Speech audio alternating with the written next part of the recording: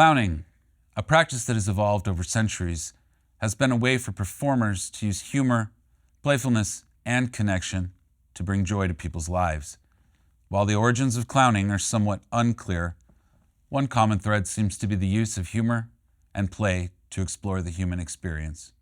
Joining us today to talk a little bit about that are my friends, Blooberry and Mushie the Clown.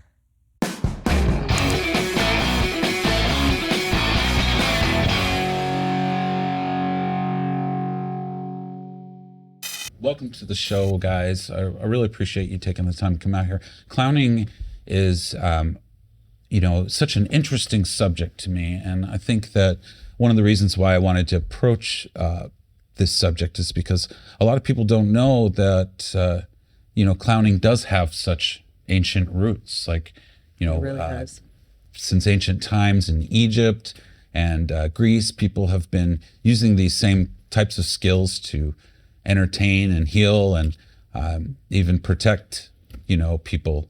It's such a unique form of theater, and it's often in the news these days. Not just clowning, but issues with folks dressing up and putting on makeup and things. So I thought it was real important for us to have a conversation with somebody who might have a little insight into this. But let's talk a little bit about the history of clowning. It's not just balloons at parties, is it? No, it's not. And you're right. Clowning has been a part of society as long as we've had society.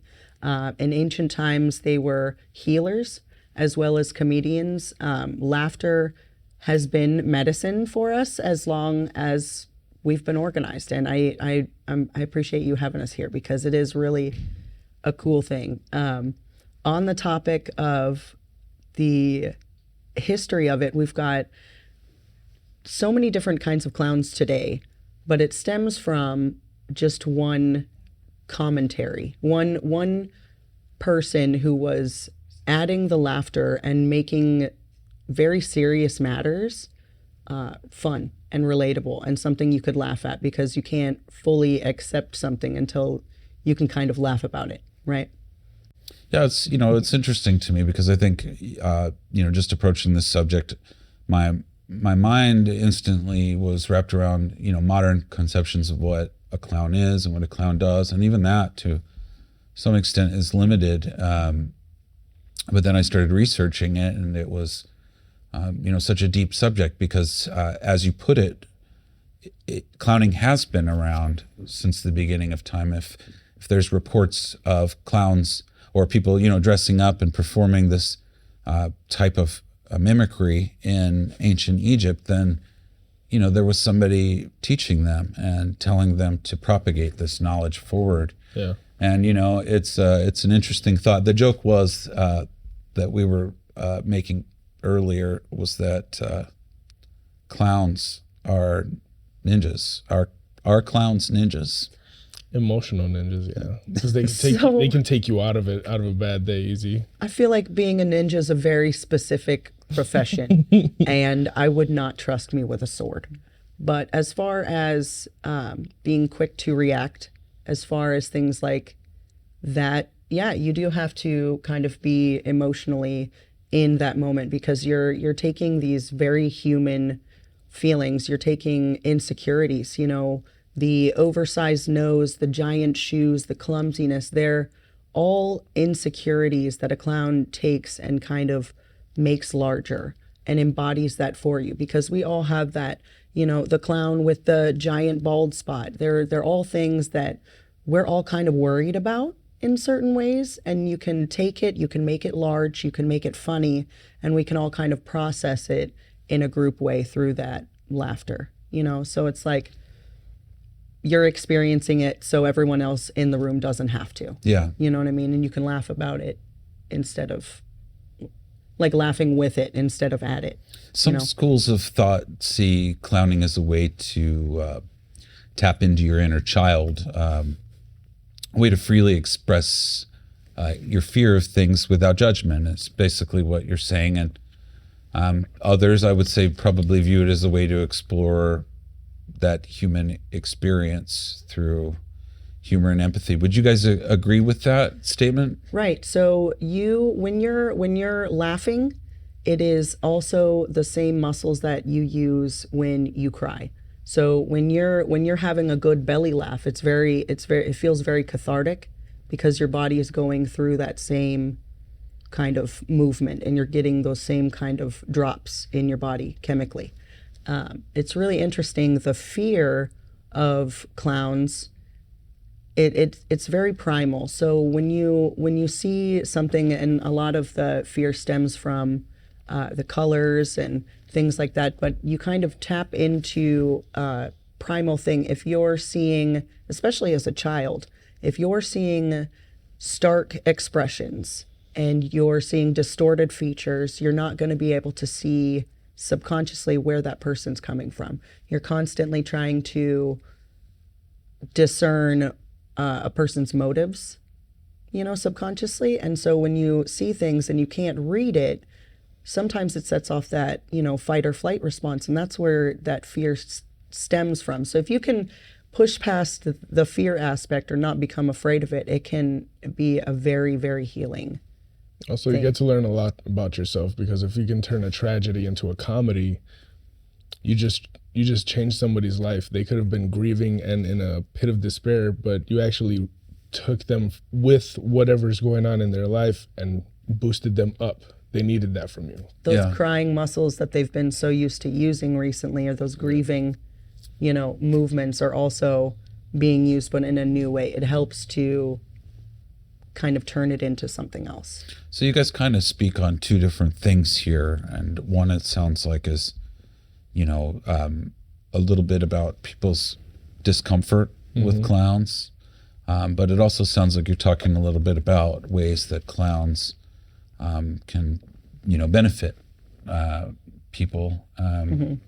Why don't we talk a little bit first about that fear of clowns, because I think that's something that everybody can acknowledge. If we're not ourselves afraid, we know somebody who's like fall on the floor screaming hysterically, deathly afraid of clowns. The perspective that I like to make is, if somebody throws you into a over-salted dish, it's just not good. And whenever you see that dish, you're going to associate it with that bad feeling that you had.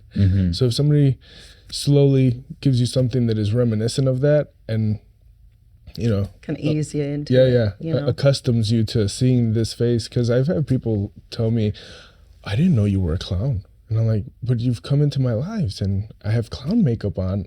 They're like, yeah, but you're mushy. To me, you're mushy.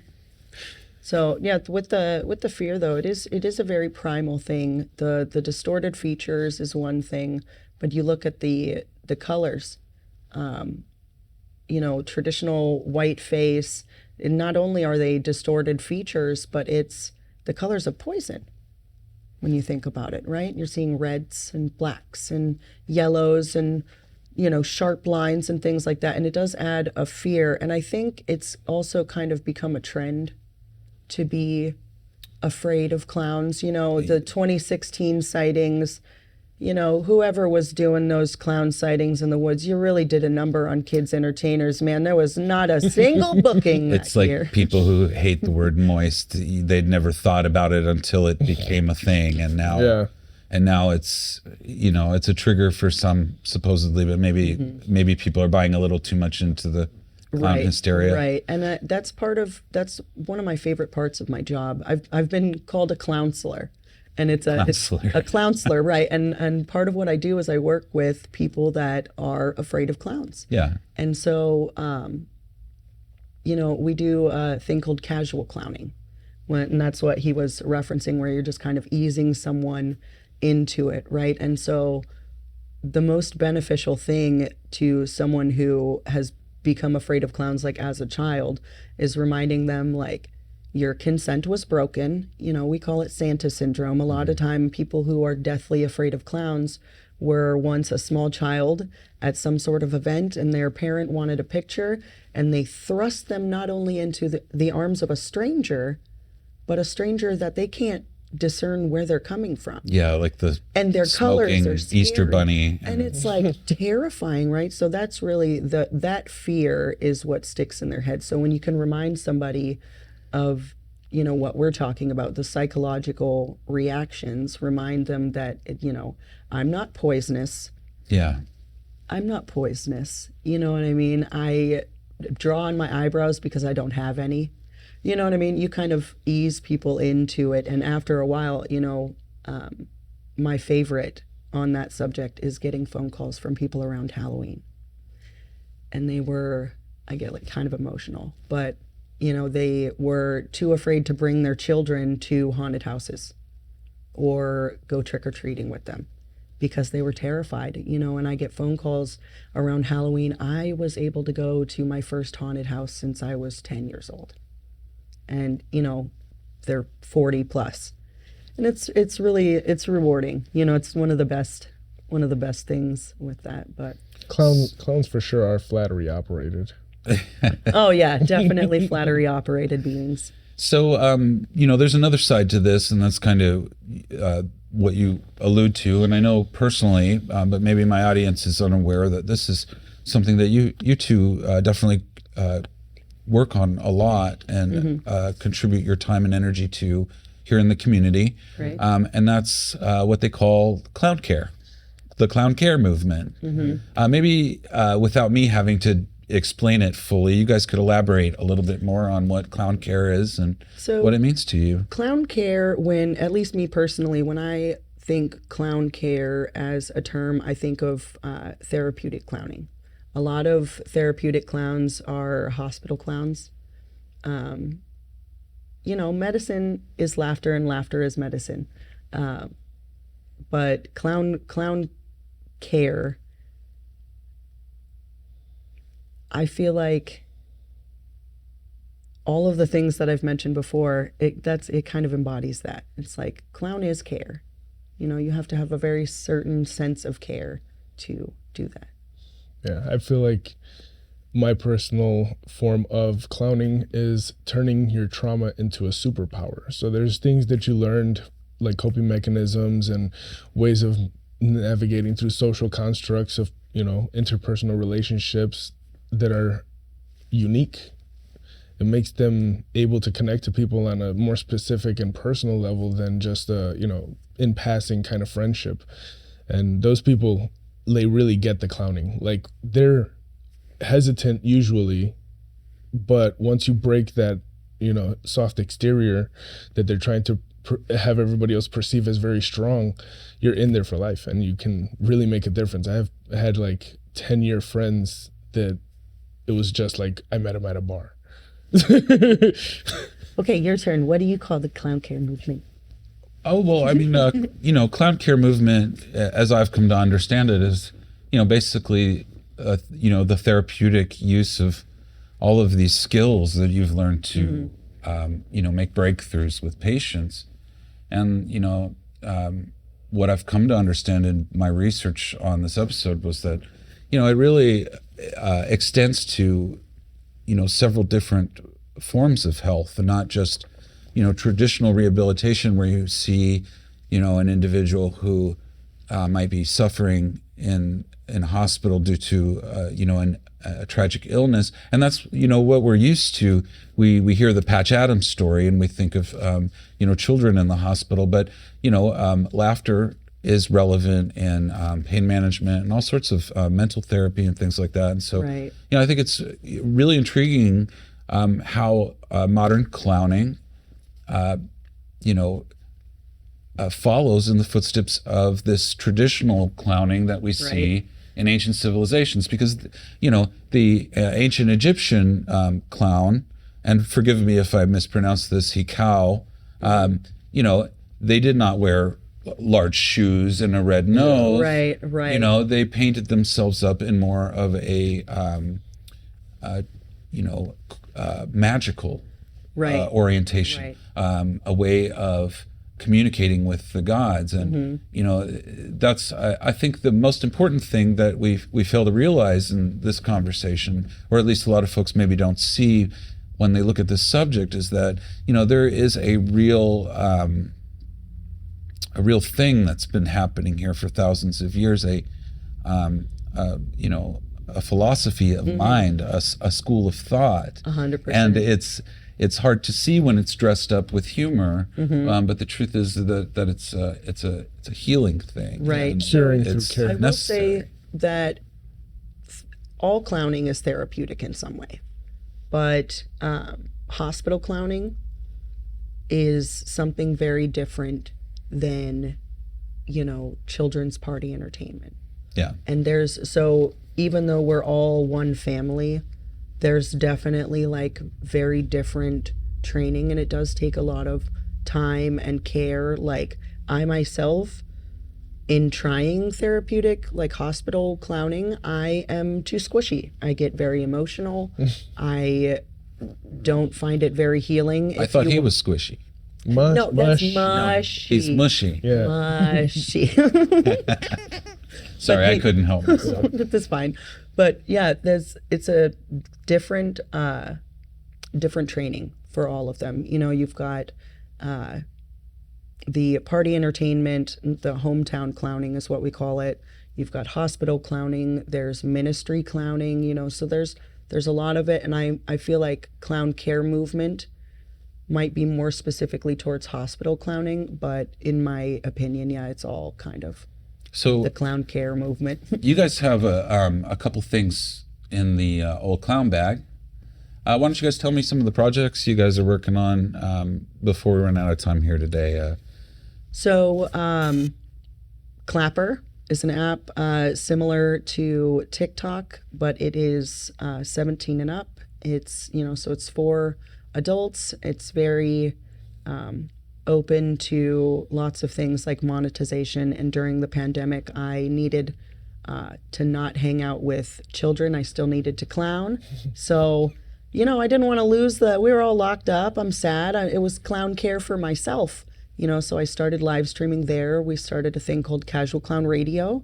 I believe it's one of the app's longest running, consistently running shows. We've got about 40,000 viewers worldwide. And